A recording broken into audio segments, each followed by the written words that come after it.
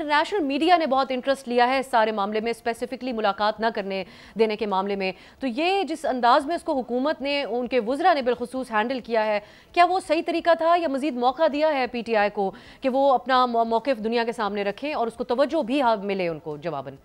नहीं, बिल्कुल सही दुरुस्त तरीका नहीं था। बहुत काबिल मज़म्मत है कि उनकी बहनों को एक तरफ मुलाकात ना होने देना, दूसरी तरफ उनके ऊपर वाटर कैनन का इस्तेमाल करना, सख्त सर्दी के अंदर। और ये उनका हक़ है कि वो अपने भाई से मिलें, वो अपनी इमरान खान साहब अपनी फ़ैमिली से मिलें। उनके पास यानी कैदियों के भी हुकूक होते हैं और सियासी कैदियों के तो ज़्यादा होते हैं। जब पाकिस्तान के अंदर सियासी कैदियों को कैद किया जाता है तो उनके हुकूक जो हैं वो बहुत सारे ऐसे केसेस होते हैं जो कि पॉलिटिकली मोटिवेटेड होते हैं। तो मेरा ख्याल है कि ये बहुत एक अफ़सोसनाक बात है और हुकूमत ने बिल्कुल अच्छा इसको हैंडल नहीं किया। ये बहुत काबिल मज़म्मत है।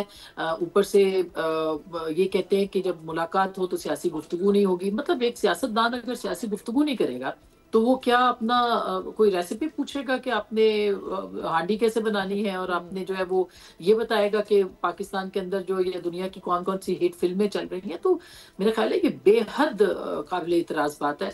और जो मौक़िफ़ है, जो जो भी हुकूमत अगर ये कहती है कि वो बाहर वहाँ से आते हैं तो एक नैरेटिव बनाते हैं और वो सारी चीज़ें, अगर आप उस नैरेटिव को काउंटर नहीं कर सकते तो फिर आप किसी पे किसी पाबंदी नहीं लगा सकते कि उनके बिहाफ के ऊपर कोई भी ट्विटर पे ट्वीट कर सके या ना कर सके। ये कंप्लीटली इमरान खान साहब आज अगर डिसओन कर दें उस ट्विटर अकाउंट को, एक्स अकाउंट को, या उस बयानिए को कह दें कैटेगोरिकली कि मैं ये बात बाहर आप जाके कहें कि हम नहीं लड़ना चाहते या हम ये ऐसी बात नहीं करना चाहते, तो मेरा ख्याल है कि वो भी आके बाहर नहीं ये बात कहेंगी।